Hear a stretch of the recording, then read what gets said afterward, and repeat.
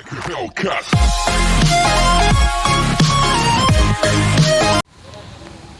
اللي شو قلبي معلق فيها من كتر الحكي الحكيو صاير بحلم فيها الجنة الجنة الجنة الجنة الله يكرمني فيها الجنة الجنة الجنة الجنة الله يكرمني فيها رح قلك رح احكي وقوفي ما بوقف لو خلص حروفي رح قلك رح احكي وقوفي ما بوقف لو خلص حروفي لكن قولي شو بتشوفي في الجنة قولي لي شوفي لكن قولي شو بتشوفي في الجنة قولي لي شوفي فيها ورد وفيها زهور فيها بحر وأحلى طيور فيها ورد وفيها زهور فيها بحر وأحلى طيور فيها بنلعب بالبساتين ونقطف ورد وياسمين دايما فيها مرتاحين مبسوطين وفرحانين فيها بنلعب بالبساتين نقطف ورد وياسمين دايما فيها مرتاحين مبسوطين وفرحانين. Halo, assalamualaikum warahmatullahi wabarakatuh. Untuk kali ini saya akan mengajak teman-teman semua untuk cari tahu di mana sih unit rehabilitasi jiwa Rumah Sakit Jiwa Dr. Suharto Herdian. Pada takut nggak kalau dengar kata jiwa? Nah, kalau kita pengen tahu, yuk simak ya, untuk menghapuskan stigma bahwa orang dengan gangguan jiwa itu nggak bisa ngapa-ngapain. Nah, di sini nih tempatnya di YouTube channel House of Kava Official dibahas mengenai jiwa, yaitu di rubrik jiwa ini. Nanti kita ketemu beberapa narasumber di video kita kali ini. Nanti kita bincang-bincang bagaimana pasien-pasien dengan gangguan jiwa bisa mengikuti kegiatan di unit rehabilitasi, bagaimana pasien-pasien dengan gangguan jiwa bisa mandiri di unit rehabilitasi. Sebelum kalian lihat videonya, bisa kirim komen-komen di bawah ini. Setelah video ini selesai, kasih komen untuk video-video apa sih yang akan ditayangkan di House of Kava Official selanjutnya. Oke, jangan lupa like, komen, dan subscribe. Assalamualaikum warahmatullahi wabarakatuh. Selamat sore Sobat Kava. Hari ini di rubrik jiwa saya berada di unit rehabilitasi Rumah Sakit Jiwa Dr. Suharto Herdian. Nah, untuk hari ini saya ada narasumber yaitu Bu Sri Sugiatun SKPNS yang akan menjelaskan apa sih tentang rehabilitasi. Beliau ini adalah kepala ruangan dari unit rehabilitasi Rumah Sakit Jiwa Dr. Suharto Herdian. Nah, langsung aja ya Bu ya, karena banyak teman-teman yang di channel YouTube saya pada kepo apa sih unit rehabilitasi, kayak apa sih bentuknya. Nah, terus kok bisa pasien dengan gangguan jiwa bisa ada kegiatan di unit rehabilitasi. Nah, untuk sekarang bagi yang pengen tahu, nanti jangan lupa ya like, komen, dan subscribe. Kasih komen judul apa yang cocok untuk rubrik jiwa yang selanjutnya. Nah, untuk yang sekarang, selamat siang Bu. Selamat siang. Ya, menurut Ibu sebagai kepala ruangan di sini, apa sih unit rehabilitasi Rumah Sakit Jiwa Dr. Suharto Herdian?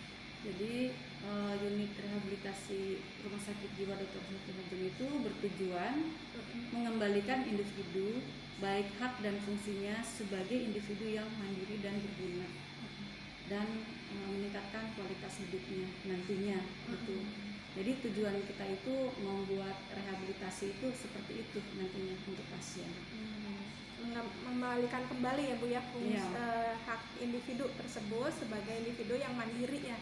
Jadi akan bertujuan memandirikan individu baik itu pasien daycare maupun night care. Nanti akan dibahas.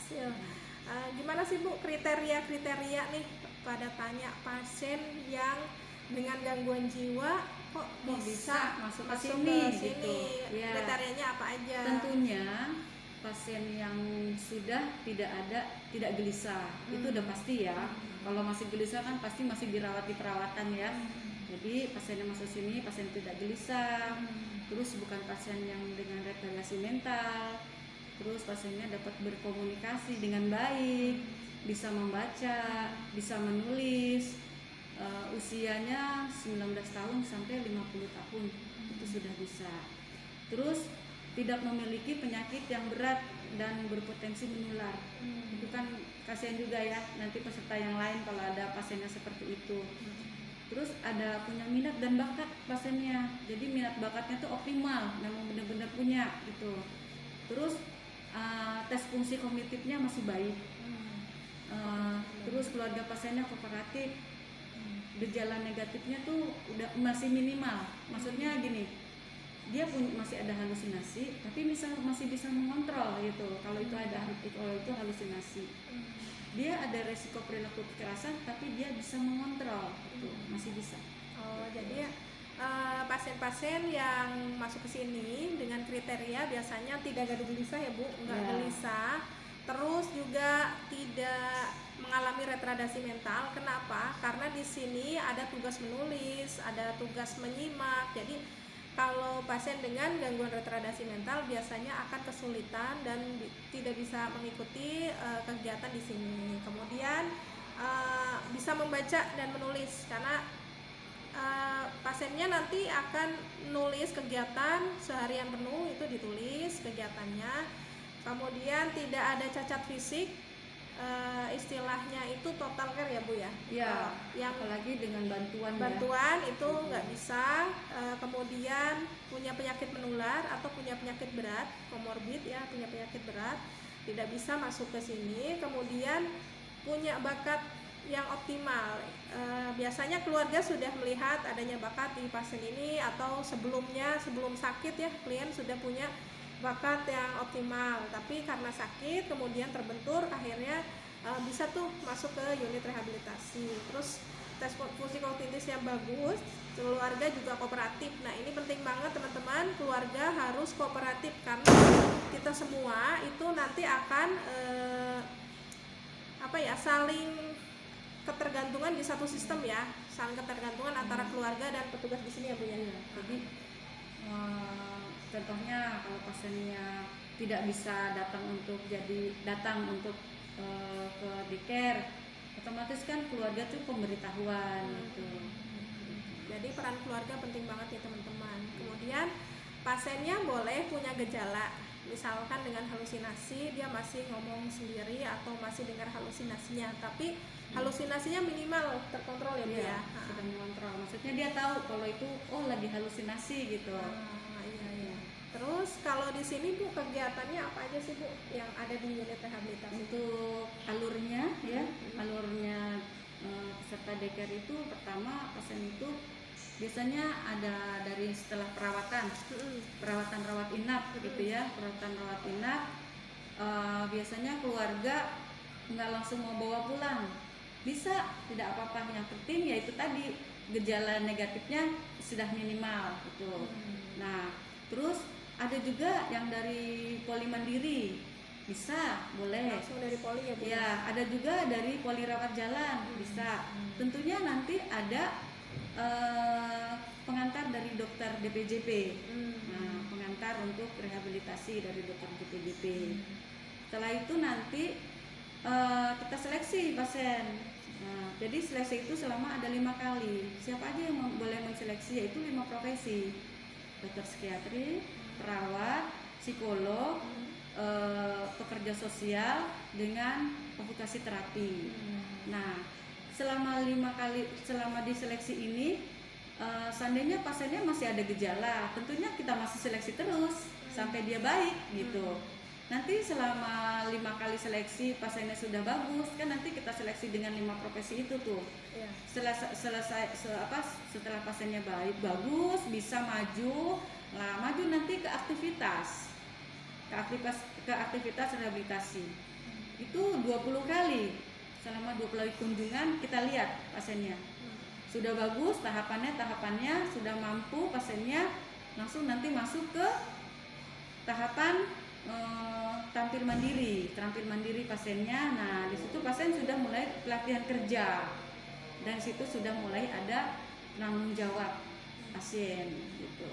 Nah di situ pasien sudah mulai ada kegiatan-kegiatan, bakatnya apa sih yang dia punya, potensinya untuk mengarah kemana nih. Jadi diharapkan dari kegiatan tadi Ibu seleksi 5 kali aktivitas, kemudian dilakukan teknik penyaringan minat bakat selama 20 kali ya Bu ya, 20 kali kunjungan dilihat, kemudian ada 60 kali aktivitas mandiri. Jadi mandiri itu sudah dijuruskan ke satu kegiatan yang dia suka, pasien suka gitu. Sudah dibimbing oleh manajernya. Dibimbing sama manajernya gitu. Kemudian setelah itu boleh Bu dilakukan evaluasi ya untuk pasien. Ya, evaluasi kembali, kalau dia memang sudah bisa mandiri ya bisa kembali ke masyarakat. Tapi kalau dia masih belum bisa ya kembali lagi ke atas lagi gitu. Jadi dilakukan terapi mandiri lagi gitu. Jadi belum bisa dilepas berarti. Baik teman-teman, azan asar dulu, kita break sejenak, nanti kita lanjut ngobrol lagi. Ya, jadi kan udah evaluasi, seandainya dia udah mampu, nggak mampu ya kembali ke sini lagi sampai dia mampu. Terus kalau seandainya dia udah bisa, dia bisa jadi pelatihan kerja selama 20 hari kunjungan, boleh di sini. Nah ini yang namanya apa sih? Oke teman-teman,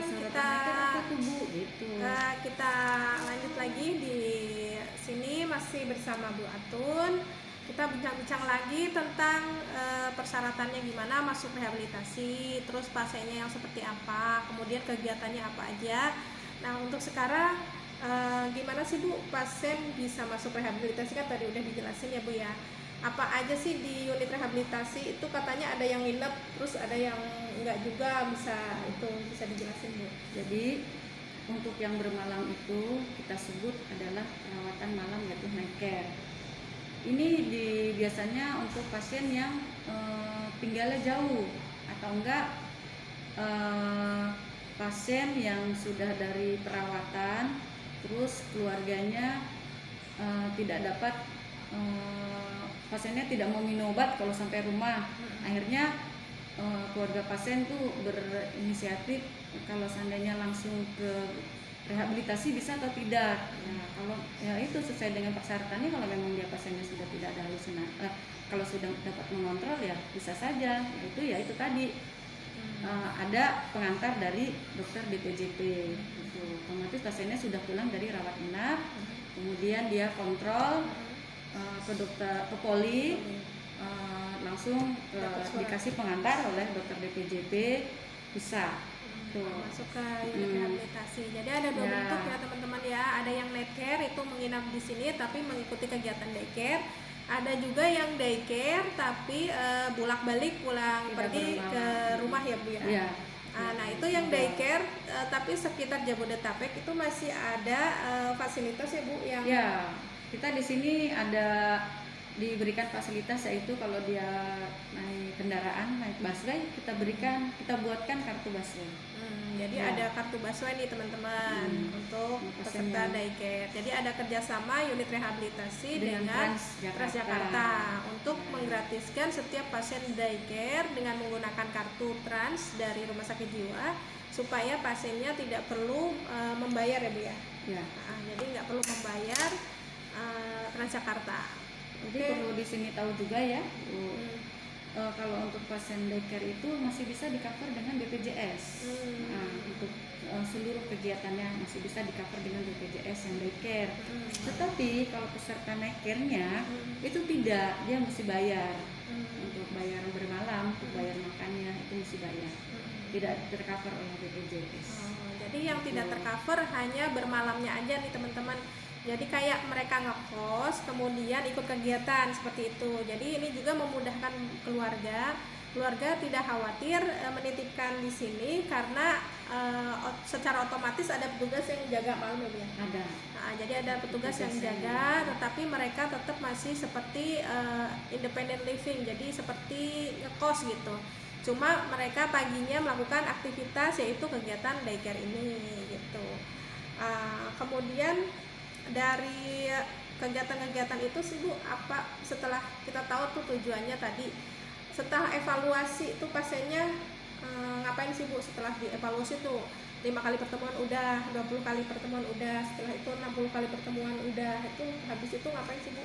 Biasanya pasiennya kalau sudah selesai programnya itu kan dia pulang, diterima oleh masyarakat dan dia sudah kita bekali dengan keterampilan yang sudah kita berikan di sini gitu.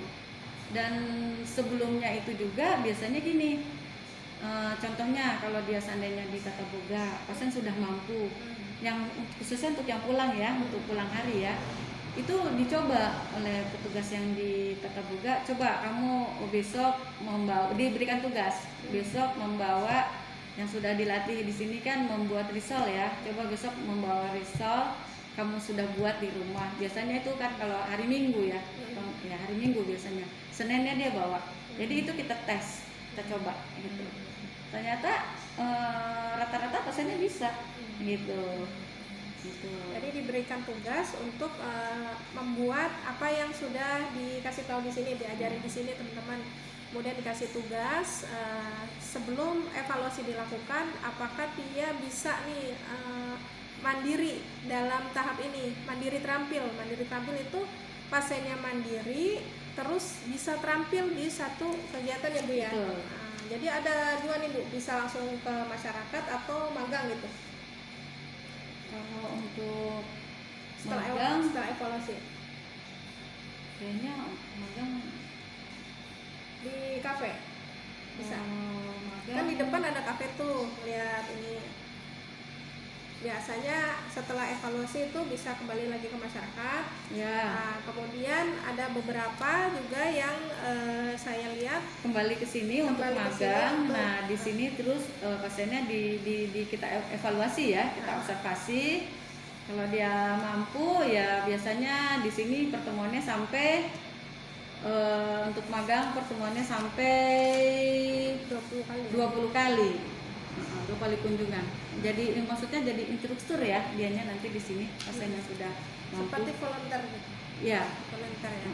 Jadi pasien yang misalkan dievaluasi tapi petugasnya merasa ini pasien masih kurang nih, masih perlu evaluasi lanjutan, biasanya dikembalikan lagi untuk teknik magang kerja di unit rehabilitasi yang dia sukai. Misalkan dia memilih di tata boga atau memilih di kafe. Seperti apa sih?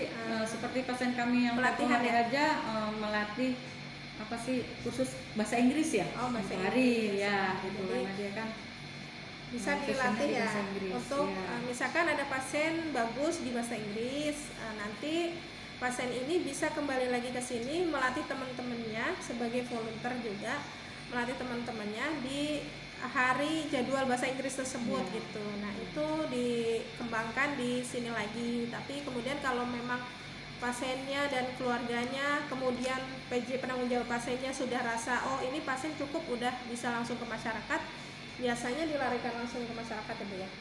Tapi perlu diingat di sini bukannya keluar dari sini bekerja, bukan ya, bukan latihan kerja di sini, tapi melatihkan untuk kemandirian peserta deker.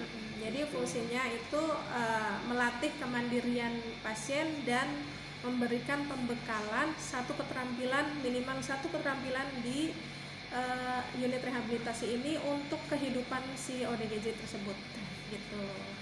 Itu aja ya Bu ya. Itu aja. Baik, terima kasih waktunya Bu Atun. Mudah-mudahan apa yang Bu Atun dan teman-teman berikan di unit rehabilitasi ini bermanfaat bagi seluruhnya, bermanfaat bagi pasien, kemudian memberikan keberkahan buat seluruh petugasnya. Baik teman-teman, Assalamualaikum warahmatullahi wabarakatuh. شو أعمل اللي شو قلبي معلق فيها من كتر الحكي الحكيو صاير بحلم فيها. شو أعمل اللي شو قلبي معلق فيها من كتر الحكي الحكيو صاير بحلم فيها. الجنة الجنة الجنة الجنة الله يكرمني فيها. الجنة الجنة الجنة الجنة الله يكرمني فيها. راح قلك راح احكي وقوفي ما بوقف لو خلص حروفي، راح قلك راح احكي وقوفي ما بوقف لو خلص حروفي، لكن قولي شو بتشوفي في الجنة، قوليلي شوفي